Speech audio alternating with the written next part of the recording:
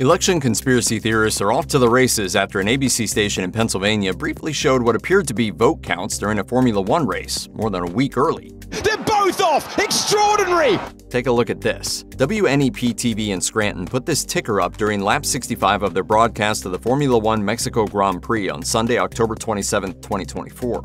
You can see Kamala Harris with 52% of the vote statewide, and Donald Trump with 47%, with 100% of votes counted. Somehow. So what gives? To some online, it's proof of behind-the-scenes wheeling and dealing, a conspiracy to rig a Harris victory in Pennsylvania, the Commonwealth expected to be strongly responsible for swaying final electoral college numbers.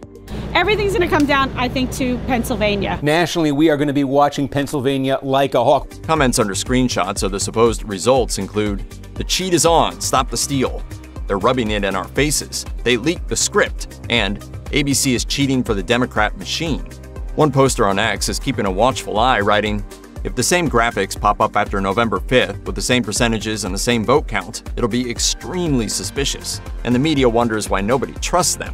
But WNEP says the numbers shouldn't have popped up at all, and it was all just a test. In a brief article on their site, the station's spokesperson wrote, "The numbers seen on the screen were randomly generated test results sent out to help news organizations make sure their equipment is working properly in advance of election night. The numbers were not reflective of any actual vote count." The broadcaster goes on to note that the swing state doesn't even allow mail-in ballots to be opened until the morning of Election Day, and votes aren't counted until polls close that evening.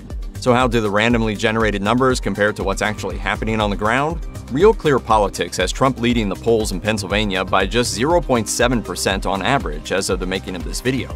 Considering President Biden beat Trump in the battleground state by just 1.17% in 2020, it's easy to see why an error like this, which was on screen for what viewers say was several minutes, raised so many eyebrows on the right. But WNEP doesn't have the power to decide elections, of course, and a vast cabal of conspirators intent on wresting rightful control away from the public also being so sloppy that they accidentally leaked the rigged results via small-market local TV graphics beggars belief. But an inability to be disproven is one of the appeals of conspiracy theories, so expect plenty more as we head into Election Day.